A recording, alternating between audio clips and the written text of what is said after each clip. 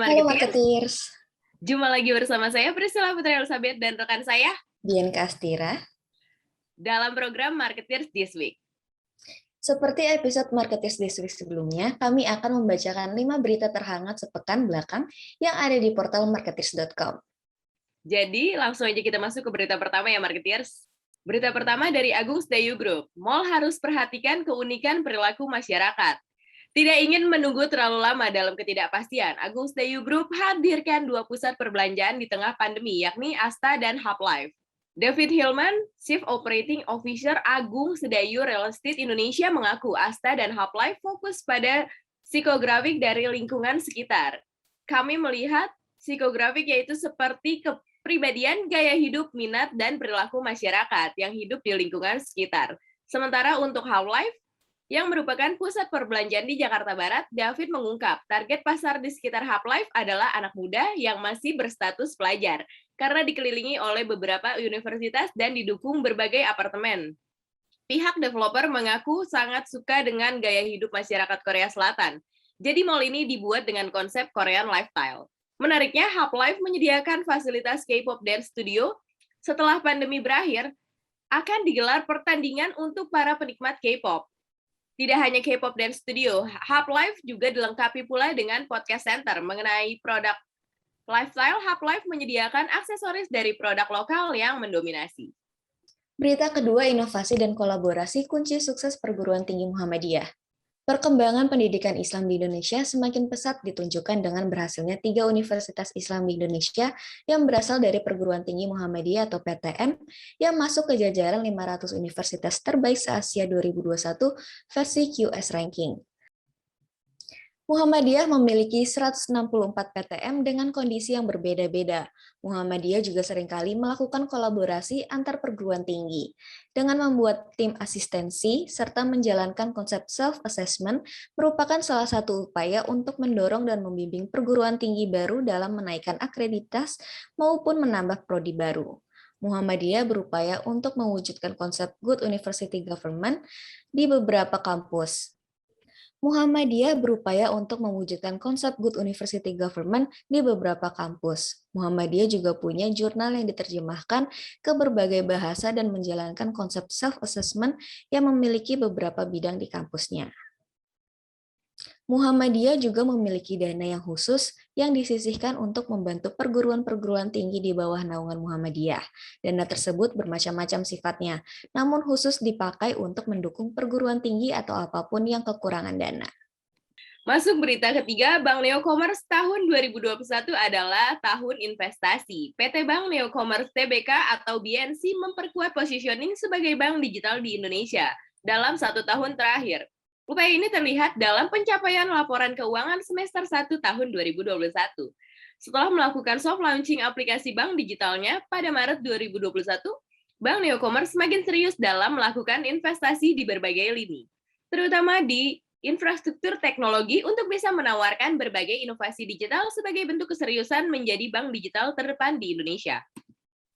Dalam laporan keuangan semester 1 2021, BNC tercatat telah menyalurkan kredit sebesar 3,8 triliun rupiah per Juni 2021 atau meningkat lebih dari 30% dibandingkan Juni 2020 yang sebesar 2,9 triliun rupiah. Peningkatan ini berimbas pada kenaikan pendapatan bunga bersih atau net interest income sebesar 42% atau setara dengan 40 miliar rupiah. Dari 96 miliar rupiah di periode Juni 2020 menjadi 136 miliar pada Juni 2021. Di sisi aset juga terdapat kenaikan yang signifikan sebesar 75%, dari 4 triliun rupiah pada Juni 2020 menjadi 7 triliun pada Juni 2021. Kenaikan di sisi aset tersebut dimotori oleh kenaikan signifikan di sisi perolehan dana pihak ketiga atau DPK. DPK Juni 2021 tercatat sebesar 5,1 triliun rupiah, meningkat setidaknya 70% dibandingkan perolehan di Juni 2020 yang sebesar 3 triliun. Hal ini membuktikan bahwa BNC semakin dipercaya oleh masyarakat.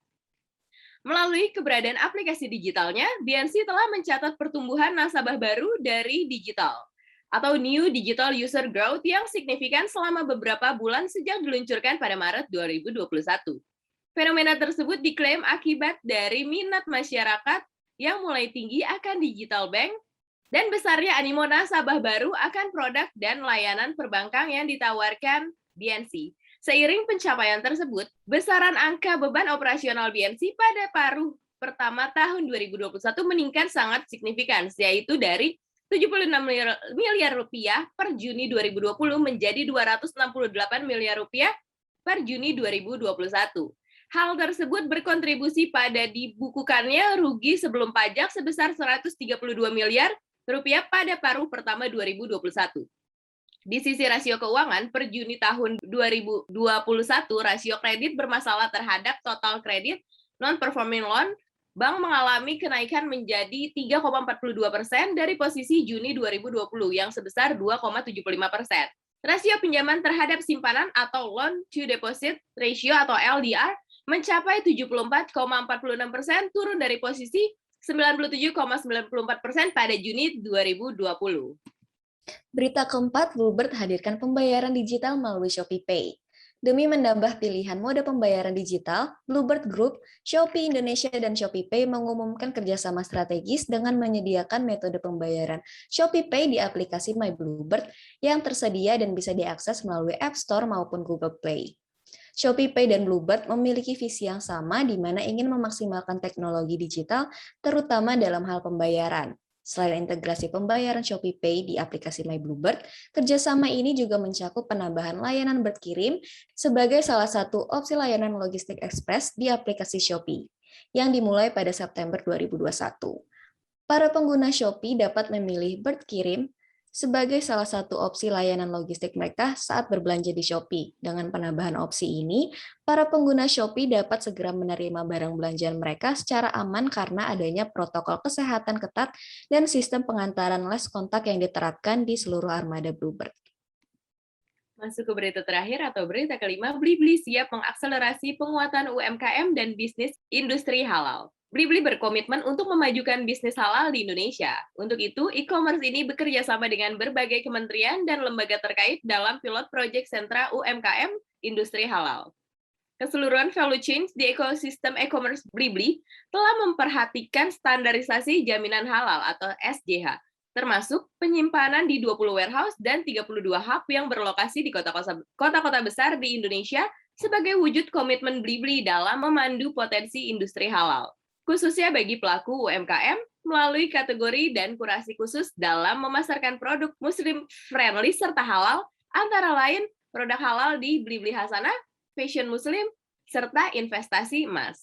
Meningkatnya gaya hidup halal di kalangan masyarakat tercermin dari pertumbuhan sejumlah kategori di Blibli. Sejak peluncuran Blibli Hasanah yang memuat kurasi produk Muslim-friendly dan halal pada kuartal kedua tahun 2020, kelompok produk fashion Muslim, makanan dan minuman halal, kesehatan dan kecantikan halal, serta perhiasan emas dan logam mulia telah mengalami kenaikan order rata-rata sebesar 2 kali lipat per kuartal hingga kuartal 1 2021 lalu. Bi, so far sejauh ini lo udah pakai produk-produk halal nggak sih? Atau kayak Muslim halal atau kelompok fashion Muslim yang tergolong halal dan makanan, minuman, segala macam gitu? Dan produk kecantikan. Sudah terlihat jelas bukan saya memakai. Otomatis saya memperhatikan produk halal dong, Bu, tentunya. Oke, kalau misalnya produk kecantikan halal tuh kayak apa sih contohnya? Nggak terkandung alkohol di dalam produk itu. Yang pasti ada logo halalnya. Oh, jadi walaupun produk kecantikan, makeup itu tetap ada signature halalnya gitu ya? Betul. Baik, itu tadi 5 berita terhangat sepekan terakhir yang sudah kami himpun dari portal marketeers.com. Saksikan terus Marketeers This Week setiap hari Jumat hanya di Marketeers TV. Dan jangan lupa untuk menyalakan lonceng, subscribe, like, dan juga komen. Saya Priscilla Putri Elizabeth dan Dian Kastira. Pamit undur diri dan sampai jumpa.